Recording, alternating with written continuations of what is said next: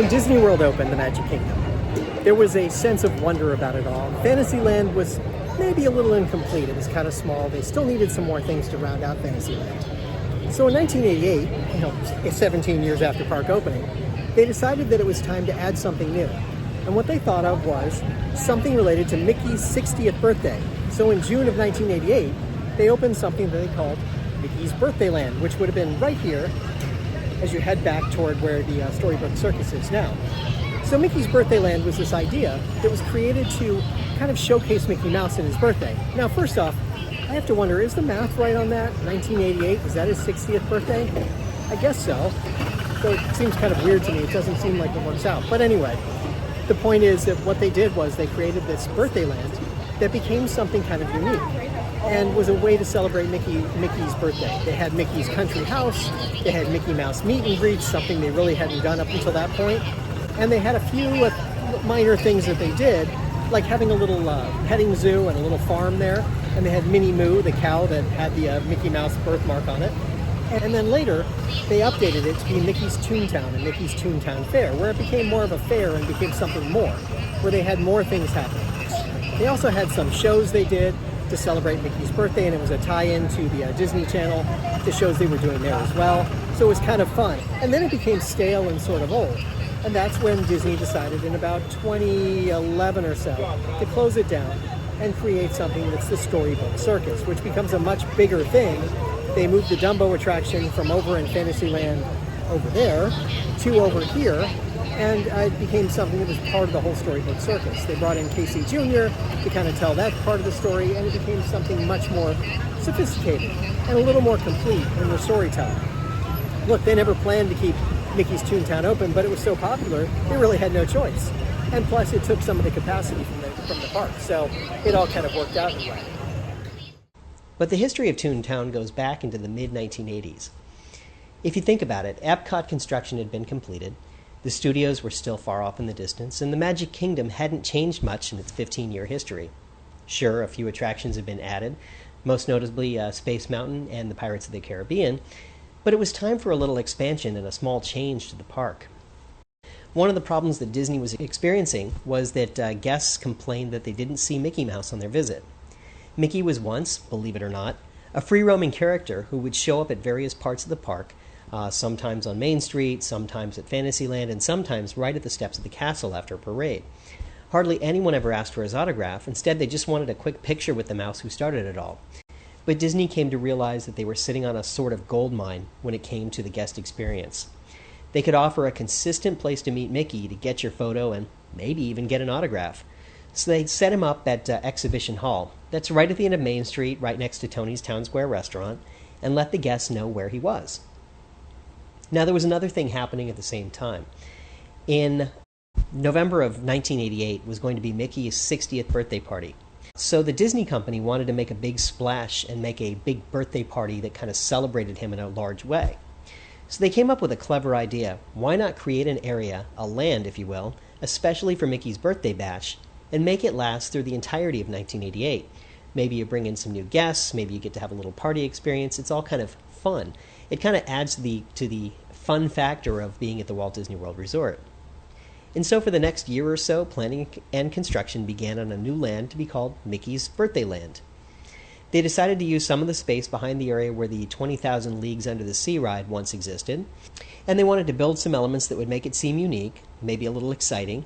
Now, the interesting part here was that they had to make a little amendment to the park itself to be able to make enough room for all of Toontown. They actually had to move the track for the Grand Prix just a little bit. They had to turn the track and make the track a little bit shorter in order to make enough room to build all of the things that they wanted in Mickey's Birthdayland. Now, the Imagineers conceived of having tents for the main attraction, along with a house for Mickey, his car, and some other accoutrements. The area was referred to as Duckburg, which drew on the storylines from the then-running TV show DuckTales, and you had some facades, some storefronts, Donald's boat, a statue of Cornelius Coote, the town founder according to the comics, and an area for the kids to run around, which included a small topiary maze. But one of the more interesting areas was Grandma Duck's farm. Now, Grandma Duck had been introduced in the Donald and Scrooge comic book, so she was part of that canon as well, and had a role in DuckTales. Now, here was her farm, which was mostly a petting zoo. Now, think about this for a minute. They had a petting zoo in the Magic Kingdom. How unusual is that? But it met up with Walt's vision of being something that you kind of experience, yet it's different from everything you see every day. And true to form, the Disney company really made this a kind of an upscale petting zoo to some degree, where it was a little more interesting than your average petting zoo. Now, beyond that, there was the main attraction of Mickey's birthday celebration. Disney did a masterful job of promoting the show with banners, cutout characters who were, quote, on their way to the celebration, brochures, a new Minnie Mouse recording that played on the monorail, inviting guests to come to the party, and even redoing the ride spiel for the railroad so that it became Mickey's Birthdayland Express. And let me play a little clip for you from some of the music that they used to play on the train.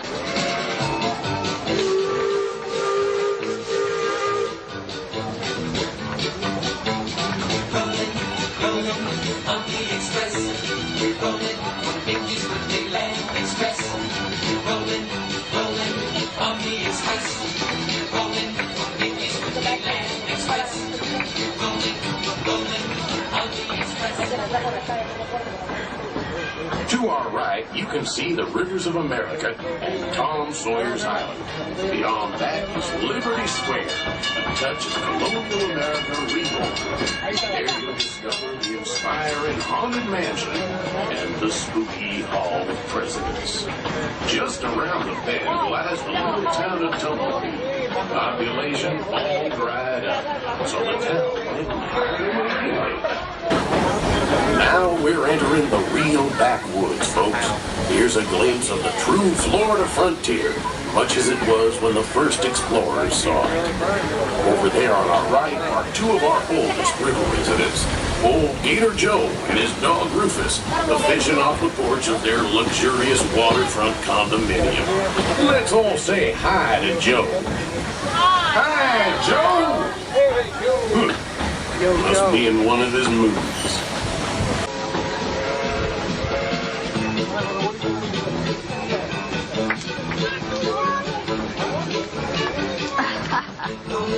Rolling on the express. We're rolling on Mickey's Birthdayland Express. We're going on to Mickey's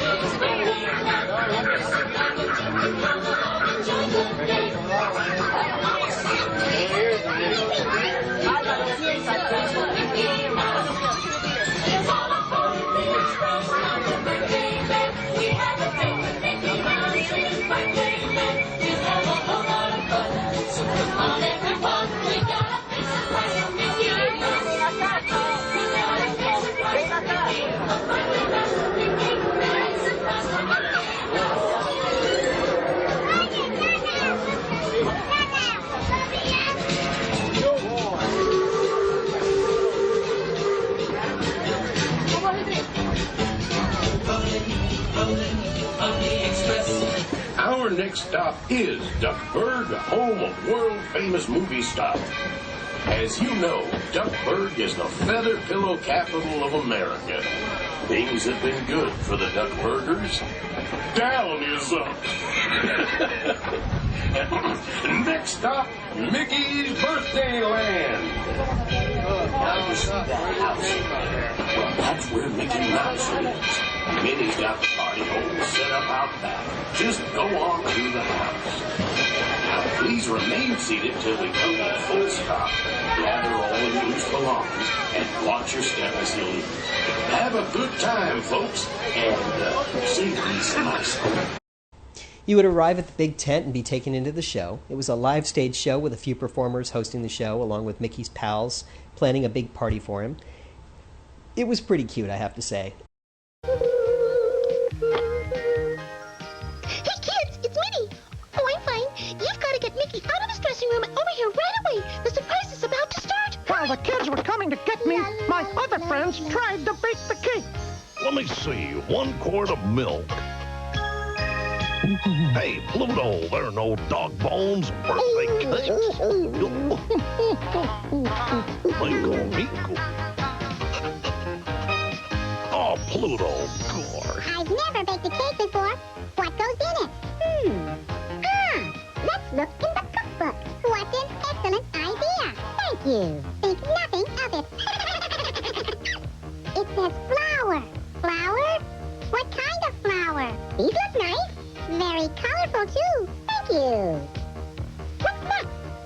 says baking soda. Baking soda?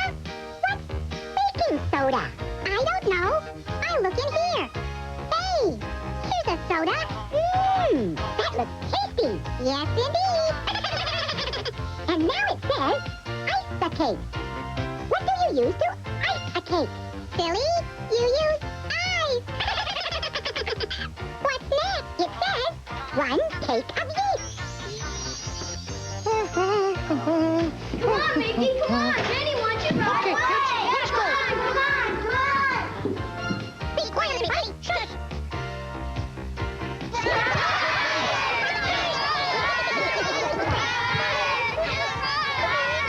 And the cake came out just great.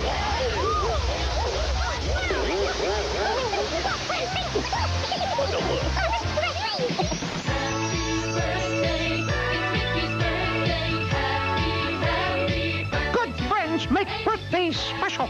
And there's plenty of them here. What a party. What a day. And to tie it back to my original point about Mickey not always being available, now they had a central location for Mickey to be standing in. So he was backstage behind his big show, and you could go in and you could meet him and you could get autographs. Now, it was a really nicely done party for 1 year. I enjoyed it, and because I had just moved to Orlando when they started the show, I distinctly remember calling my grandparents, who were very big Disney buffs, and saying, hey, you've got to check out this Mickey's Birthdayland show. It's very cute. And be sure and ride the train over, because it's a lot more exciting when you take the train and build the hype just a little bit as you're getting there. The time for the party ended in April of 1990, and the plan was to remove the land or possibly put in something else. But Disney discovered that guests really loved having another land and being able to interact with Mickey. So along the way, they kind of made a decision that they were going to leave the land intact. In a small way, this is kind of surprising because it had the feel of a temporary area.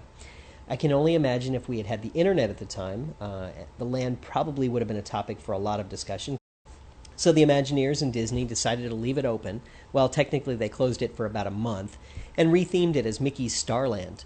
They took out most of the cutouts that were headed to Mickey's party, took away all the audio that was on the monorail, and just explained that it was another land. While pretty much everything else remained intact, the show, of course, had to be changed. So they centered it around the stars of Disney's afternoon TV series, and that's series as in plural, and there were shows that features characters from TV's Gummy Bears, DuckTales, Chip 'n Dale's Rescue Rangers, Tailspin, Darkwing Duck, Goof Troop, and Bonkers.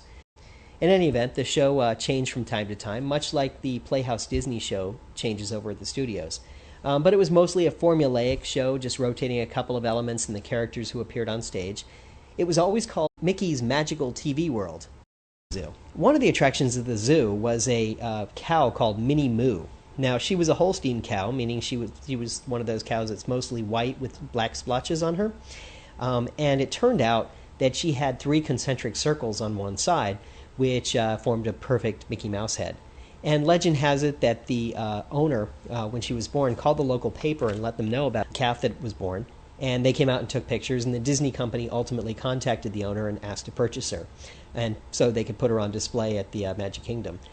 So going back to the story, that land, as Mickey's Starland, lasted for about 6 years. And for a few months in 1996, they closed the land while they retooled it yet again, making it Mickey's Toontown Fair. Now this time they made some relatively major changes.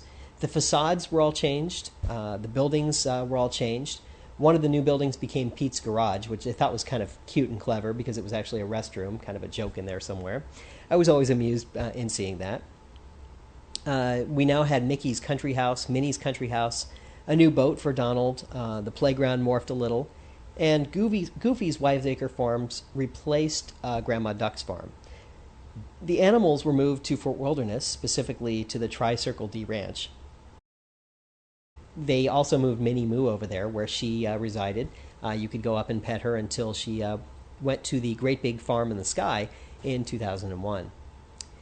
But what they also did over at Mickey's Toontown Fair was to add a kids' roller coaster, taking the name of Goofy's Barnstormer to make it kind of cute and fit in with the Wiseacre Farms kind of theme. One little piece of trivia for you about the barn that they used. Disney has a tendency to repurpose a lot of the ride and show elements, and in this case they took the chickens that were once in an early scene in the World of Motion and put them inside of Goofy's barn. So when you walked through the barn, you were actually seeing the chickens that were at the World of Motion ride back when Epcot first opened. Now I have to say that this new and somewhat permanent land was not as good as the original idea, or even Starland. The buildings and rides were cute, but missing some of the creative elements. It became something that was just kind of there. And to me, that looked unfinished. When it was temporary, it kind of worked, but as an unfinished land, it never really worked right. There weren't any shows, and instead the big tent was made into a good-sized merchandise location, as well as the expanded space for character meet and greets. Because Disney had figured out that this was something the guests really wanted, so they wanted to offer it to them. So they put in princesses, Minnie, and a few assorted characters who rotated through the area. And of course, you could go to the big Judge's tent and meet Mickey Mouse, which became hugely and wildly popular. It was all more permanent and lasted until February of 2011, when the Imagineers proposed closing Toontown permanently to allow for more room for the Fantasyland expansion. Now, as I understand it, there was a lot of discussion back and forth. The thought was maybe they could leave Toontown intact, or maybe they could take out the houses and put them somewhere else, in the Walt Disney World, in the Magic Kingdom specifically. But they never really came up with a way to do that, so they finally decided that they would close it and figure out things for Mickey and Minnie later. They'll kind of come back to the concept at another time. One of the things that they did, though, was they decided to leave the roller coaster intact, or for the most part intact. And they're retheme it as the Great Goofini's roller coaster. And it's supposed to be a circus-type themed roller coaster. And put in 2 Dumbo rides and have a circus tent that kind of themes with it. So the circus will be in that area. It'll be the Great Goofini and the Dumbo rides. Fits right in with the theme there. In the great moment of what goes around comes around, Disney is moving Mickey and Minnie back to the exhibition hall where they started to do character meet and greets. And I think that's just totally classic. I mean, I think that's just the greatest moment in the circular logic, that they wind up back where they started when they first started thinking about having character meet and greets. So that's the conclusion of my story about Mickey's Birthdayland, what became Mickey's Starland, and Mickey's Toontown Fair.